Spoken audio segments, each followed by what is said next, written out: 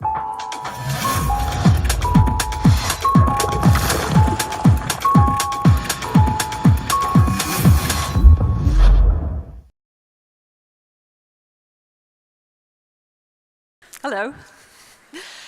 2 years ago, I stood on a stage much like this one, and I talked about sex robots. I talked about the long history of sex toys and sex dolls, and about the fears that people have about artificial lovers. And I talked about the possibility of a future where we have sex technology that is abstracted, ambiguous, that brings us new forms of pleasure and connects us to each other. I spent the following year writing a book about this, and all the while the race to build the world's first commercially available sex robot was going on. As I wrote, I kept seeing stories in the media, and they made it sound as if these sex robots were inevitable, that there was some kind of invasion planned, that we couldn't escape from them. And I knew from my research that wasn't really true. So I'm going to have a look today at what the truth really is behind these headlines, what's actually going on. There's this fear, this worry, that perhaps people, and by people they mean men, because sex robots are overwhelmingly aimed at heterosexual men, that people might replace their partners with a robot. And in fact, this newspaper went as far as to say that this could be the end of sex, that people would replace their partners and they wouldn't be able to tell the difference between a robot and a woman. And I think that's very unfair to the men. And this is why. Let me show you what sex robots are like today, because they don't really exist. There's just a couple of prototypes out there in the world, and that's it. So here they are. So these are the two most advanced examples. Really, this is all that's there. The one on the left, that's Samantha, or that's Samantha's head. But Samantha also has a body. Samantha is a sex doll, and she has some sensors in her body and some vibrating motors. And she has an artificially intelligent personality. She can react to you. There have been about 25 versions of Samantha made, but she's no longer in production. The one on the right is Harmony. Harmony is created by an American company called Abyss Creations.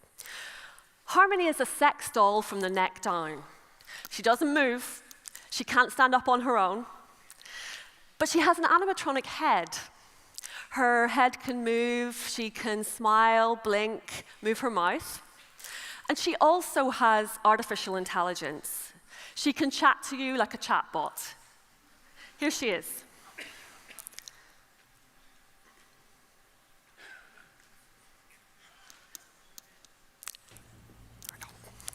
How are you today? Very well. I can't wait until we're alone. I've got a special surprise for you. Oh yeah? I will not tell you yet. I will wait for the right moment. So when we hear that sex robots are going to replace everyone, this is really what we have. It's a handful of workshops that are making sex dolls with some limited interactivity. Now, some of them, like Harmony, are really beautifully crafted. They're very skillfully made. Some of them have technology that's turning out to be quite good, but it's not in any advanced stage whatsoever, and I don't think it will be. I think it's very niche, and it will stay very niche. So what's the problems? A few years ago, this headline came out and said, sex robots could reveal your deepest perversions to complete strangers. It's really worrying. Yeah, that one's true. It's true because anything we connect to the internet, from a laptop to a light bulb, has the potential to be hacked. Anytime you go online, you're at risk of your data being stolen or shared. And that could also be true of a sex robot. So yes, it's a bit to panic about, because sexual information is particularly sensitive. I'll leave it up to you if it would embarrass you or not. There's a lot of fear around the idea that there could be an increase in real-world sexual violence, because the idea is that, men could abuse the robots and then this would spill over into real life. We've heard this argument many times before about computer video games. It always, that thing where, oh yes, if you have a violent video game, what happens? People could be more violent in reality. But there have been thousands of studies on this. There's zero conclusive evidence to say that that is the case. So I think this is an unfounded headline. And where it says that there is a sex robot with a frigid setting, that was referring to one particular type of sex robot that doesn't even exist.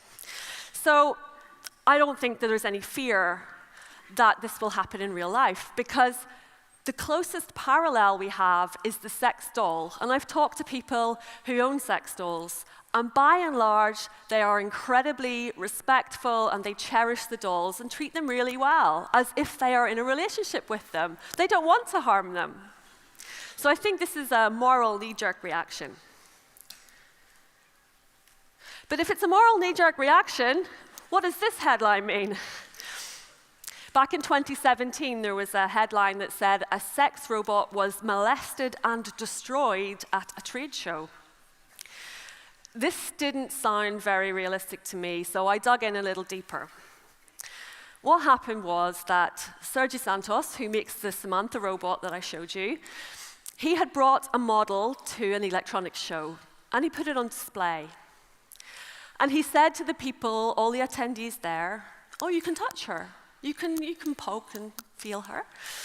Not sexually, not at all, just because it was curiosity, a new type of technology that people had never encountered. So of course they wanted to push it and poke it and prod it.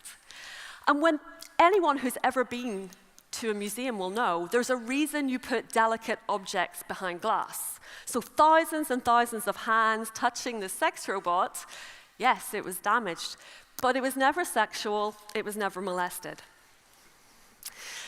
Santos has been very upset about the media coverage because he was actually working on the idea that he could build AI that would lead to a reciprocal exchange between a human and a robot. He liked the idea of consent. And this disturbed him so much that he's now stopped production.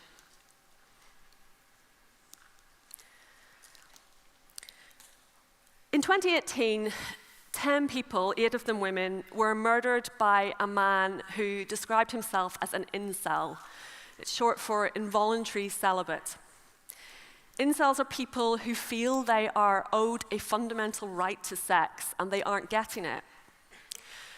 They're very bitter about this, and they hate women, and they plot and plan vicious attacks on women, and sometimes they carry those out.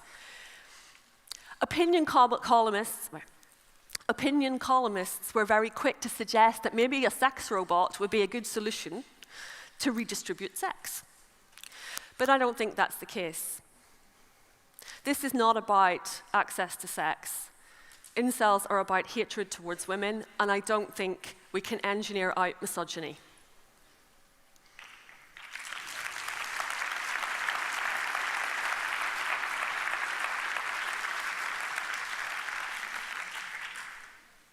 Also in 2018, there was an academic study about the health implications of sex robots. And it was reported that sex with robots may not be healthy. I was particularly skeptical about this headline because it talks about a booming sex robot industry, and there's no such thing. It turns out that the academic study behind it actually said there's no evidence to say whether or not sex with a robot is good or bad. And that's something we've been saying in this research community for quite some time. We simply don't know. It's a very new subject, a very new area.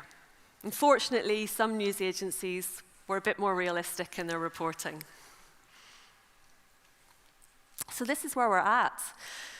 We've had centuries of dreaming about the perfect artificial companion, but we're really only at the start, working out whether or not we can make them.